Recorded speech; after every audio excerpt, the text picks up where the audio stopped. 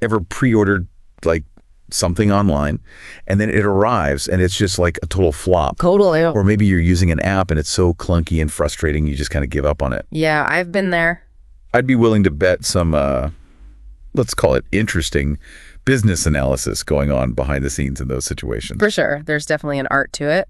But when business analysis is done well, when it's done right, that's what we're going to really dig into today. Yeah.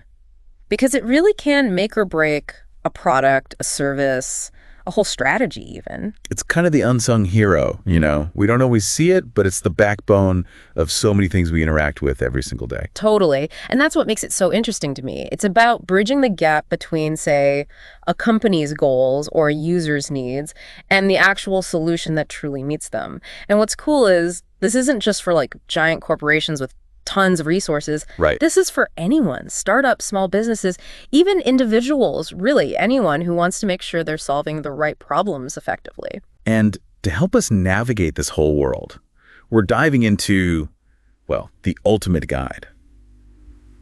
A chapter straight from the BBOK. But what? Sorry, you're going to have to... BBOK, it's like the Bible of business analysis, wouldn't you say? Oh, yeah, right. The BBOK, Business Analysis Body of Knowledge, is kind of a mouthful. But yeah, it's the resource in the field. Globally recognized framework, best practices, the whole shebang. So what's this chapter all about? Well, it gets right to the heart of it. What actually is business analysis? And, you know, I was really struck by how it's about so much more than just like, you know, just projects. It's about shaping the entire approach a business takes. Absolutely. I think at its core, business analysis is about problem solving and decision making, but it's doing that in a really strategic, structured way. Totally. It's like you wouldn't just start building a house without a blueprint. Right? Yep. Business analysis is like creating that blueprint for success, but instead of a house, it could be for a new product launch, for streamlining a company's internal processes, even just figuring out how to better serve customers. It's all about laying that solid foundation. And speaking of blueprints, that's where I think the BBOK becomes so essential. It outlines what it calls generally accepted practices, which is, you know, a fancy way of saying the industry standard. Exactly. So why is that standardization so crucial, especially in a field as diverse as business analysis? Well, think about it. Having that shared language, those common methodologies everyone's working from, it just brings a level of credibility and consistency to the field. It's like if you were trying to build that house we talked about, but everyone on the construction site was speaking a different language. Well, that'd be a disaster. Total chaos.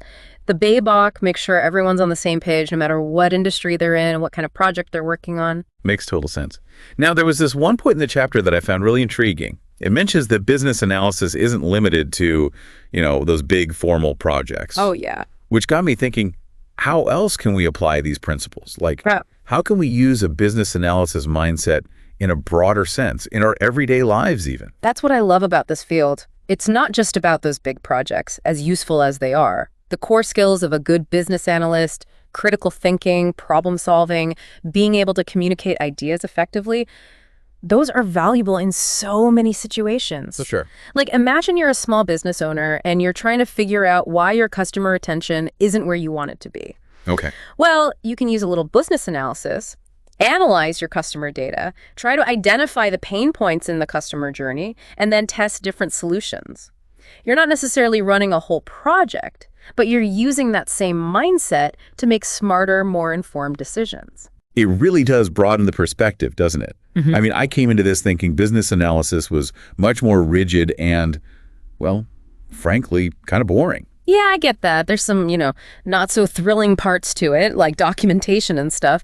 But at its heart, it's all about making things work better, and that's exciting. It really is. And, you know, it makes you kind of look at everything differently. Like, what are some everyday decisions we make or products we use where just a little dose of that business analysis mindset could have made a world of difference? Right. Something to think about, you know.